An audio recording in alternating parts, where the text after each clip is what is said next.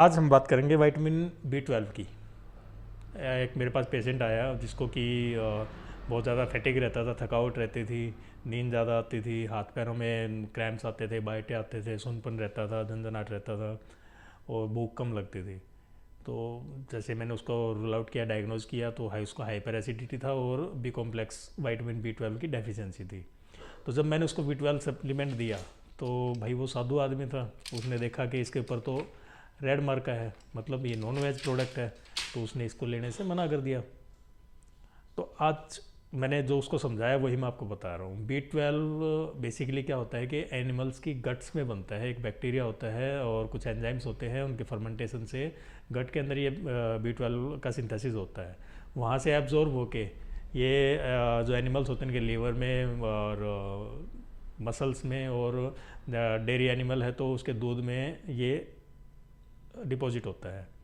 तो बेसिकली क्या होता है, और ये प्लांट बेस्ड जो डाइट होती है उनके अंदर ये बिल्कुल नहीं बनता, किसी भी फ्रूट्स में, वेजिटेबल्स में, प्लांट्स में ये नहीं बनता, क्योंकि उनमें वो बैक्टीरिया, वो एंजाइम नहीं होते हैं।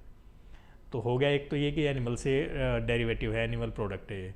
तो अब इसको पूर्ति करने के दो तरीके हैं, या तो आप दूध में भी आ रहा है तो आप डेयरी प्रोडक्ट खाना शुरू कर दो, बट उसमें उतनी पूर्ति होती नहीं है, क्योंकि जो मैमल्स होते हैं, दूध देने वाले जानवर होते हैं, वो ज़्यादातर ये हर्बीवोर होते हैं, मतलब वो घास फूस खाने वाले होते हैं, और प्लांट बेस में ये B12 नहीं बनता है।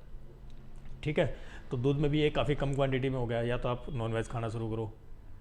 और इसको लैब में भी बनाया जाता है। लैब में कैसे बनाया जाता है कि उस बैक्टीरिया को, एंजाइम्स को एनिमल गट से निकाल के और लैब में सिंथेसिस किया जाता है, और वहाँ पे B12 बना के उसको लार्ज स्केल पे प्रोडक्शन करना है। तो अब जानवरों को तो मारेंगे नहीं, सबकी आंतें निकाल के तो आपको देंगे नहीं प्रोडक्ट्स में, तो ये लैब में सिंथेटिकली प्रिपेयर किया जाता है। तो ये बेसिकली प्योर नॉन वेज नहीं होता है। हाँ, ये एनिमल प्रोडक्ट है, एनिमल डेरिवेटिव है, बट ये लैब में सिंथेटिकली प्रिपेयर किया जाता है, तो ये नॉन वेज नहीं है। आप नॉनवेज खा के भी इसकी पूर्ति कर सकते हो, तो उसमें आपको सप्लीमेंट की ज़रूरत नहीं पड़ेगी। बट अगर आप नॉनवेज नहीं खाते हो, वेजिटेरियन हो, तो आपको सप्लीमेंट लेना ही पड़ेगा।